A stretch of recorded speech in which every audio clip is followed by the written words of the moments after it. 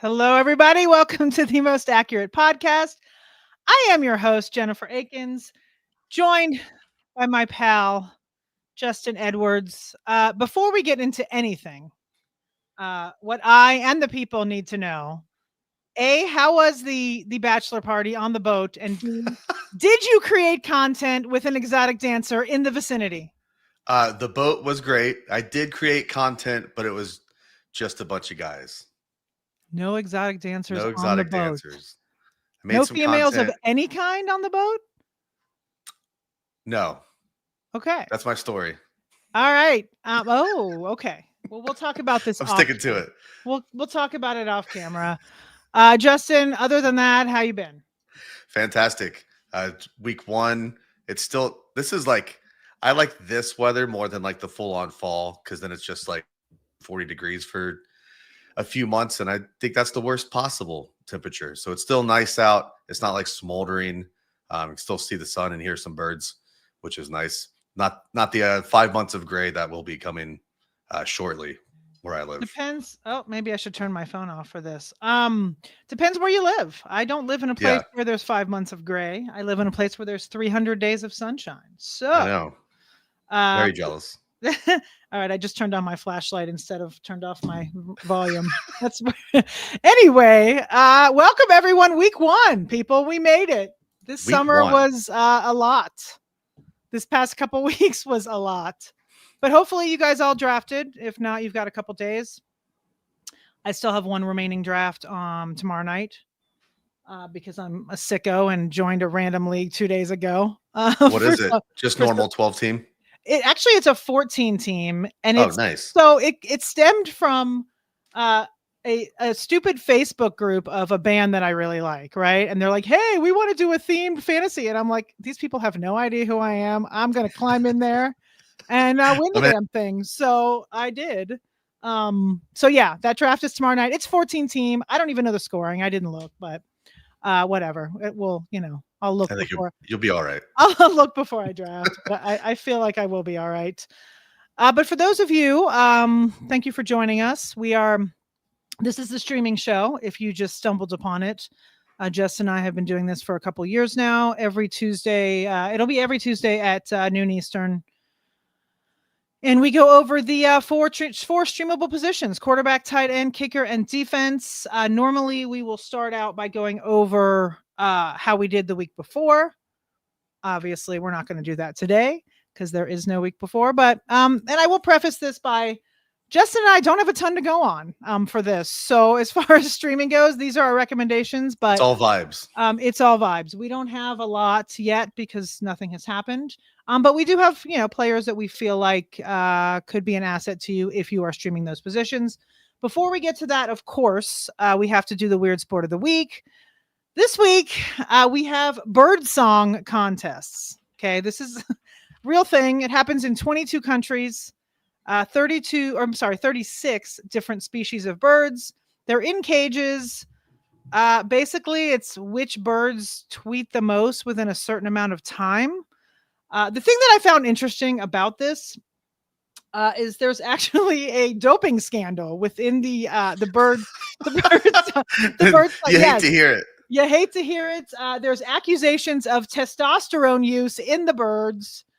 PETA, don't come for us. I'm just giving the information. We're just we're the middle people here. Yeah, I'm not a bird song participant, nor I am not a bird person, to be honest. I don't enjoy them.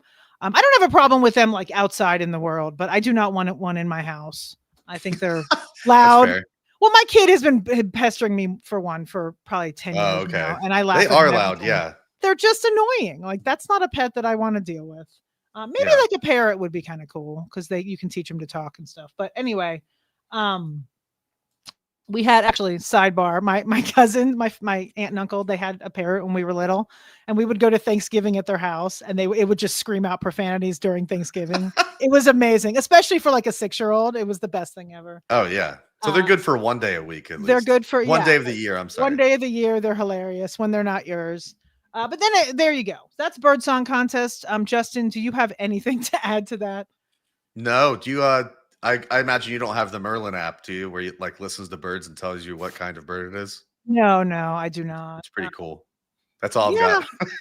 No, that is cool. Listen, like I said, I think birds like are cool. Like in the like when I see them out and about, I think they're awesome, and there's tons of them, and they're cool to look at.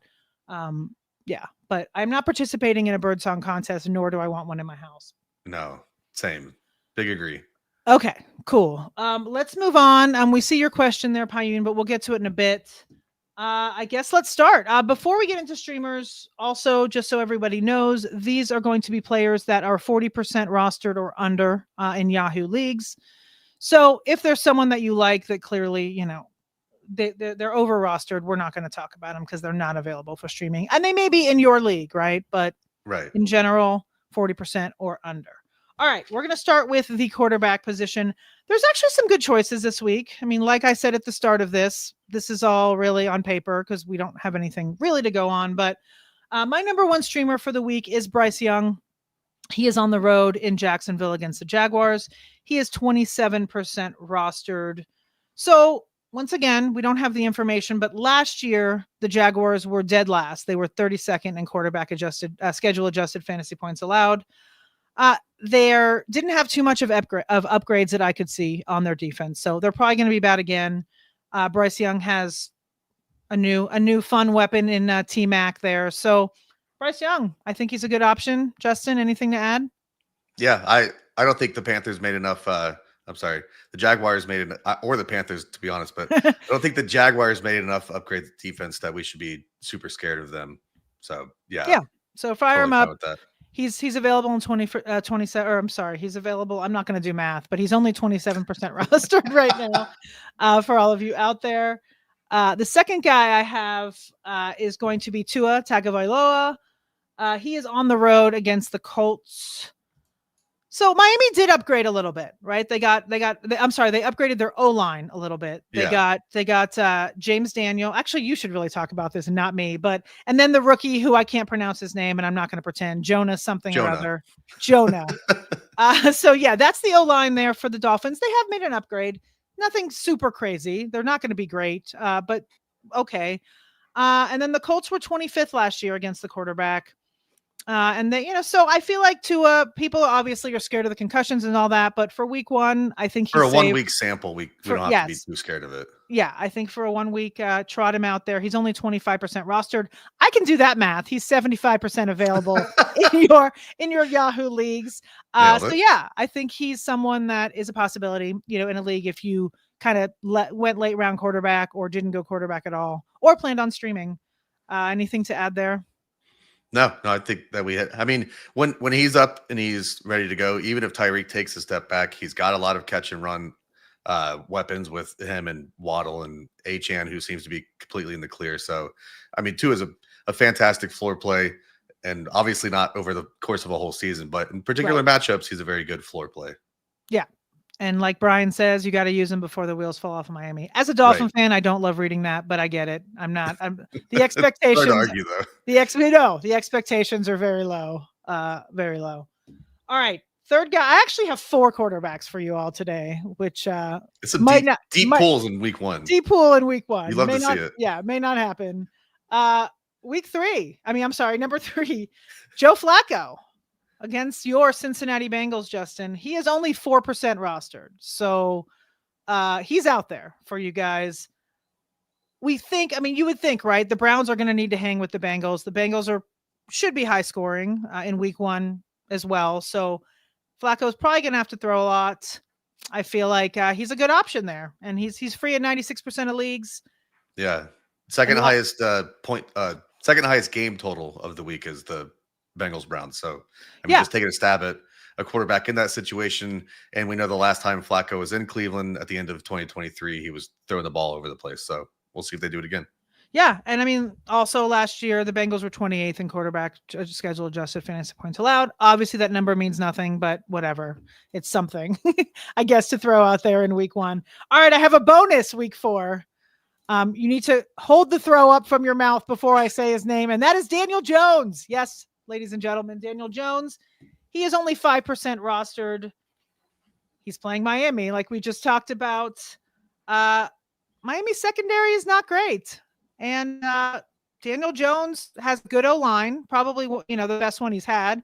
And he's got good weapons that, he didn't have before either. So he may not make this list very often, but here we are in week 1. Daniel Jones, if you're desperate, he is free in 95% of leagues. So there you go. That is my wrap up. We got Bryce Young, Tua Tagovailoa, Joe Flacco, and Daniel Jones.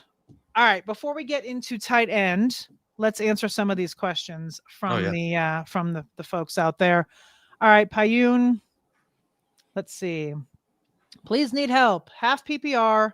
Would you trade Saquon and Caleb Johnson for Walker and Bucky Irving? Ooh, I also have AJ Brown. That's tough. Probably not. Yeah, I think I like where their head is because they're looking for more depth out of both guys as opposed to just having the upside of Saquon. But I think Saquon is a good bit above. I mean, I don't know. I guess it depends on what you want. And they just gave Jaylen Warren a lot of money there in Pittsburgh. So Caleb That's also true. Yeah, and Walker scares me with injury. Like, I feel like at this point you're trading Saquon for Irving, and you wouldn't do that. So I would stay. I would stay with Saquon, but that's just me. I mean, yeah, I agree. And again, it's just us. So if you're set on it, like, yeah, just ignore us. But like, we don't absolutely hate it. Like, we wouldn't make fun of you after the call if you did it. So we'll put you there. I think I just wanted to stab at the guy most likely to finish as like the 101 fantasy option, and I don't think Caleb, Kenneth, or Bucky are really in the space to do that while Barkley is. So that's where I'm coming from, at least. Right. Okay. Jelly of the month. Good to see you back. And yes, you're allowed to ask draft questions for sure. All right. Yeah. Moving to Xavier here. 10-man, 10-person full PPR. I'm just kidding. I'm just going to pull that like female card for a moment. Okay. JMO, Amarion, and JSN for my Brian Thomas Jr., Pacheco, and Caleb Johnson. I have CD, DK, Pearsall, Cook, and Henderson for running backs. Okay. Let me actually. So BTJ is the best player on this list. And then, I mean, you have CD, DK, and Pearsall as it is. I think Pacheco is like only a little bit behind Amari and Hampton, and I know that's not a very popular take. You and I agree on that, though. So I don't know that I would do it again. I want just like the best player in the trade, and the best player in the trade is Brian Thomas Jr., who they already have. Yeah, I mean, the thing is, it's funny. Like, I like Amarian, but I feel like if you have him and Henderson, like, it's a gamble. Like, you have two rookies that may not pan out. And I found myself like, I drafted both of them in a league, and then I was mad at myself after because I was like, eh. And then Cook, I don't hate it. I mean, if you're into it, do it. But yeah, if it were me, I'd probably stay put with what I had. I'm sticking with Brian Thomas Jr. And I like Jameson Williams, but he's not. He doesn't have the upside that Thomas does. Yeah. Okay, let's do one more, and then we'll. Oh wow! See, Brian says Caleb is listed as RB3 on today's official jet. Oh, nice. So yeah, that's kind of my feel before we even got in there. All right, need 2. I'm guessing a stardom here. All right, it's Monday. It's a little rough on the stardom, but we'll go. Tyler Warren, Evan Ingram, or Juwan Jennings. I think I'm sticking with the second 2 there. It depends on. I mean, I'm assuming that this is not a tight end premium league or anything. So yeah, I'd probably go with the other 2 until we kind of see what happens with Warren. Keep your eye on Juwan. Like, I would want to be starting him, but they're still going back and forth, and it's Tuesday of week 1. So if they just sit him because he's like refusing to play under his contract, then that answers your question. But if he's playing, I would rather have Juwan Jennings out there. All right, Jelly of the month. We'll get to you in a bit. Let's go to tight ends. Justin, go for it. Yeah, let me pull up a tab of all of the extensive notes I had. I'm just thinking of the Jelly of the Month club. All right, tight end streamers. I have like probably 3 serious ones, and then 2 just like why not plays. The cover article of the tight end streaming. The cover boy of the tight end streaming article today was Brenton Strange. We saw him obviously step up in Evan Ingram's absence last year. He's averaging about 5 targets a game. He had that one huge 11 catch, like week 13, week week 15 last season. The Panthers, of course, this is more or less outdated numbers, but they were 31st in tight end AFPA last year. And kind of as I touched on earlier, I don't think either of the kitty teams, the Panthers or the Jaguars, improved all that much on defense this season. So Brenton Strange is out there. He's available in 79% of Yahoo leagues. That's probably the one I would be most looking to stream if I'm streaming this week. You got any strange notes there? I don't. I drafted him a lot though, so I will be. Yeah. He will be hopefully lighting up some of my best ball teams to start us off. But yeah, I think no, I have no notes. That's yeah. Next, I've got Chiggy Okonkwo against the Broncos, which is obviously not a very good matchup play. But if you're just looking to take a stab on a passing offense that we really don't know anything about at this point, I think he's interesting. Behind Calvin Ridley, they really don't have a number 2 option. They have Tyler Lockett. He's 33 or 34 years old. He kind of took a drop. He finally took that drop off last year after like 7 straight seasons of beating his ADP by like 20 slots. Mm-hmm. He finally took that step back last year. He'll probably be the possession receiver. We've got Alec Ayumanor. Come week 8, I'm going to remember how to pronounce Alec Ayumanor. I won't. And then just a bunch of other kind of roster clogger wide receiver force. So I think Chig is interesting. Just if you want to take a stab on Cam Ward coming out swinging, again, it's a tough matchup against a Broncos defense that we're assuming it's going to be probably a top 3 unit by season's end. But we've seen him make some plays, even if his first few seasons have been less than. Yeah, I feel like I really hope this is the year for him. You know, it's like we keep wanting him to be a thing, and it just doesn't seem to be happening. It feels like so long ago when he had that big streak of games. I mean, that might have been his rookie season, but I still remember it. Who else? I do have, next up, I do have Mason Taylor, a rookie, again, on a team that even has less wide receiver 2 options than the aforementioned Titans. The Jets have Garrett Wilson, obviously, and they have Alan Lazard, Aeneas Smith. You're not a Josh Reynolds fan? Yeah, Josh Reynolds. I apparently not, because I was not going to name him. I just completely forgot. I've been drafting him. Did you? I have been not in redraft, but I've been. Yeah. And some best ball. I've been drafting him in best ball. Yeah. Yeah. Taylor is LSU's all-time leading tight end. Obviously, he's got the NFL lineage from Zach and Dad. Is the upside here for a top 5 finish? Probably not. But if they're going to throw the ball, presuming that Justin Fields does throw the ball this year, it's going to have to go somewhere. So Taylor's at least marginally interesting. We'll probably get better matchups out of him too. And then my last 2 else with you. Oh, you have 2 more. Oh, yeah. 2 more, just throwing it out there. I've got Darren Waller against the Colts. We talked about the Colts. They were weak against the tight end last year. They were very weak over the middle of the field. They ranked 29th in yards per attempt, 32nd in completion rate on targets over the middle of the field. So maybe Darren Waller gets out there. And then Mike Gesicki against the Browns. We kind of went over this all year last year. If T. Higgins is in the lineup, you're not playing Gesicki. Higgins is in the lineup. So if you really want to scrape the bottom of the barrel and just hope for like 3 catches, 35 yards, and a touchdown, Gesicki is available in 93% of leagues. Have you heard Darren Waller's song, his rap song? Yeah, I actually put it in the article. I said, oh, you did. I said, if you're just now tuning back to the football sphere in anticipation of kickoff, I've got news for you. Darren Waller plays in the NFL again after a brief retirement and stint as a solo artist. Yeah, we should have queued it up here for that. All right, let's go to kickers real quick, and then we'll do a couple questions. Let's do it. Okay, my kick. Yeah, I did. I actually brought 5 kickers this week, so I'll go pretty quick through them.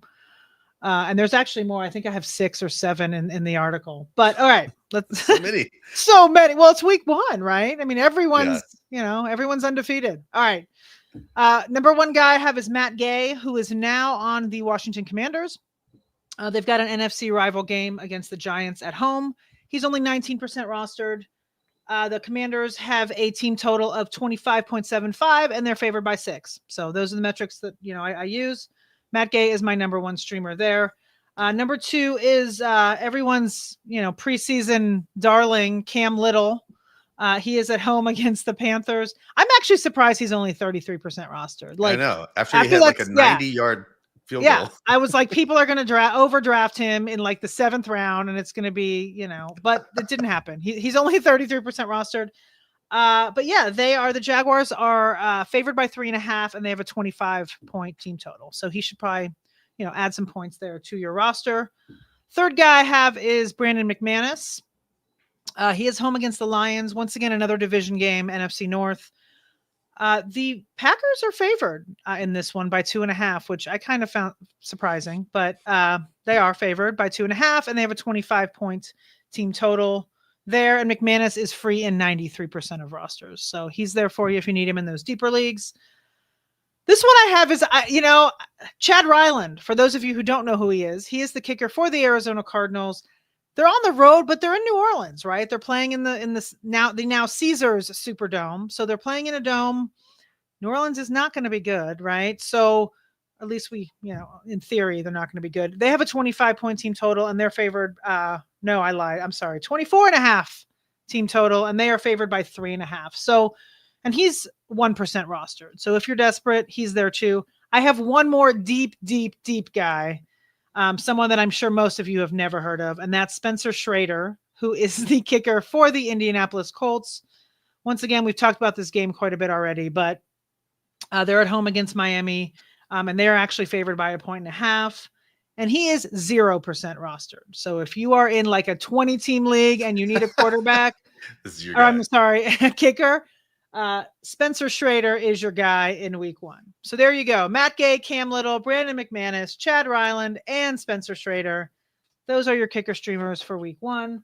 All right. I'm surprised the Cardinals are only, did you say 2.5-point favorites? 3.5. I'm still kind of surprised it's only 3.5. 3.5. Yeah, I know. I guess because they're on the road, but still, they should be like at least a touchdown favorite in that one.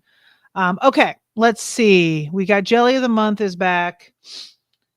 He's pick 1, 3 wide receiver, 12 team and a half. Oh, half PPR. I was like 12.5 teams. I'm starting Jamar, then best running back. Take Josh Allen in the 3rd, or grad Lad Evans for 2 top 15 wide receiver. If Lad makes it to the 3rd, he has not made it to the 3rd. Yeah, that would be the end of the 3rd, draft. Right? Yeah. Oh, but you say ESPN ADP is really off. You wrote after that. So okay. If he makes it to the end of the 3rd, this is a pro Lad McConkey podcast, so right. We're not going to tell you ever to not take him. I don't know. I'd probably take the 2 wide receivers if I've got Lad and Evans or whoever the best wide receiver is. I'd probably rather just double tap because you have Jamar and then you're just set. I'm not going to speak for Justin, but I'm not an early QB guy. I'm not an early QB gal. You're not anything guy. No, I'm not. I will wait. I wait. I'm a waiter. I have Dak in one league. I have Kyler in one league. But if you really want Josh Allen, I think, taking him in the 3rd is fine. Don't take him before that though, please. Yeah. Yeah. I'm probably going with the 2 wide receivers there. Okay. Let's see. Kyle Siebert audio.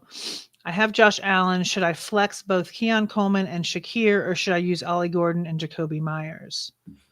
I'm not sure Shakir is going to be 100%. Yeah. The season. And I don't know about Ollie Gordon right away because Achane seems to be fine. So he's kind of a wait. Jacoby Myers is interesting because we don't know what's going to happen with him. Yeah. I'd probably be playing Jacoby and Coleman. Yeah, I think that's where I'd lean. Me too. I mean, we'll look silly if Ollie Gordon does. He may, but considering Achane is perfectly healthy, I just don't know. I mean, if it's like a desperation situation, but it doesn't seem like you are, like you have, I wouldn't play Ollie Gordon over Jacoby Myers. I just don't think I would do that. No. Okay. Gordon is absolutely especially in this beginning of the season where we don't know what's going to happen.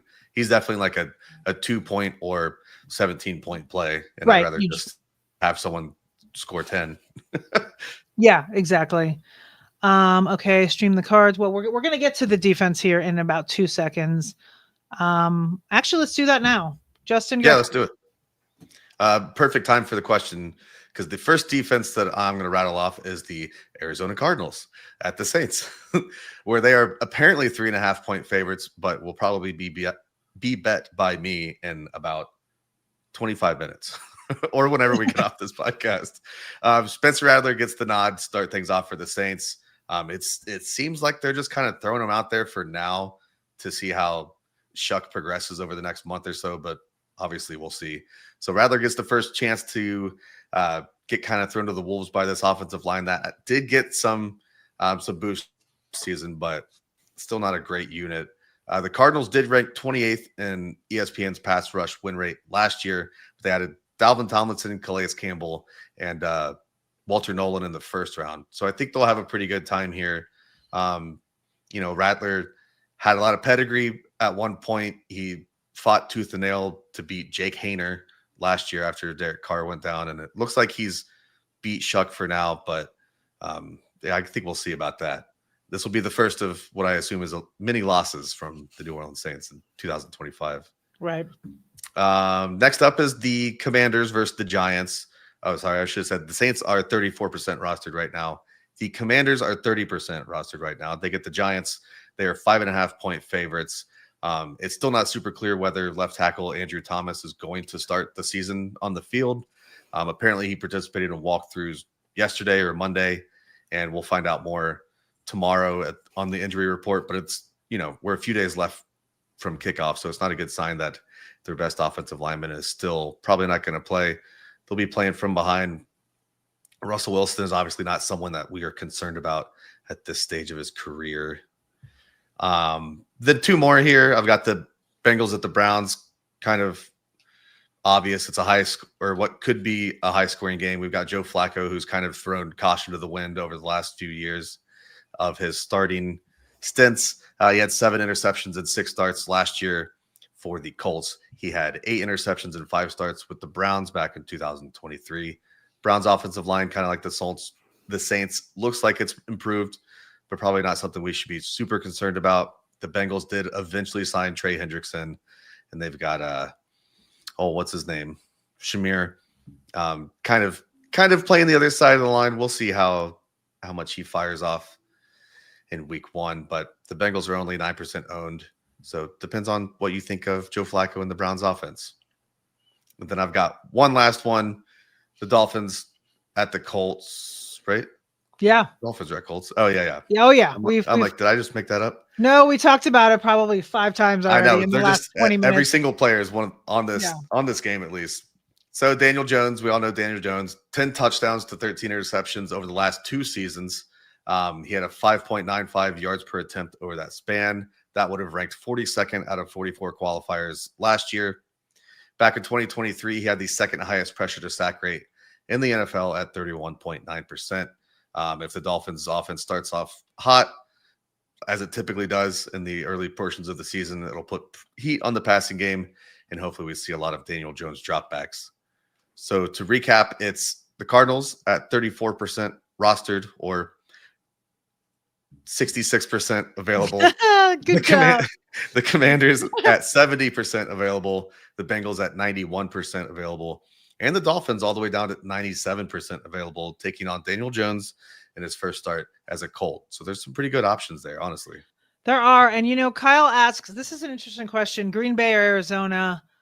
I mean, who is Green Bay playing? The Lions. Oh, I would say the Cardinals pretty easily. I mean, but yeah, I'm excited to see the new Green Bay defense with Micah Parsons. Well, Micah might not play. I know, but I just mean in general. It was just in general. Yeah, you're right. Yeah, this week. Yeah, I mean, on paper, I feel like you have to go Arizona there. Yeah, I mean, even like, don't drop the Packers if you don't have to. Right. And even if you have to drop like a legitimate player at this point in the season to pick up a DST, I mean, I would rather have the Cardinals, but I'd probably rather have that player than like maybe the 3 or 4 extra points that the Cardinals would give me on defense, if that makes sense. It does. Cap for Life is giving us inside information that he feels like Achane and Gordon will split. Just figured That's I'd fair. throw that out there for those of you who are okay. So do we miss any questions? Oh, he's also asking about Joe Burrow in the third round. No. I don't think you have to take Joe Burrow in the third round. I feel he's like running like the 5th or 6th. Yeah. I mean, if you want him, yeah, he's not a third rounder. Or I mean, it depends on your league, of course. If you play with a bunch of quarterback hoarders who go early, then go for it if you really want him. But I think you can probably get him in like the 5th or 6th, depending on that. All right, we aimed for 30, and here we are. We did it. We did it. Justin and I will be here every Tuesday at 12 Eastern to do streaming and answer your questions. And we'll have some actual plays to like. Yeah, on, we'll have more analysis. I mean, this is kind of just vibes and vibes and paper matchups, but big vibes. I do think we still provided plenty of options for you guys. Head out there and set your lineups and finish your drafts and all the things. And go to 4 for 4. We have a lot of content. We have all the streaming articles have already dropped for today. I believe those of you who are IDP people, the IDP waiver wire article comes out. I don't know, maybe this afternoon or tomorrow morning. No, I think that just posted actually. Oh, it did. Okay, cool. And yeah, we still have a ton of draft content, obviously, for those of you that are still drafting. Yeah. It's all still there. It's all featured. We're not going to switch it over until Thursday, probably. So anyway, for Justin, I am Jennifer. Thank you all for joining us. We'll see you next week.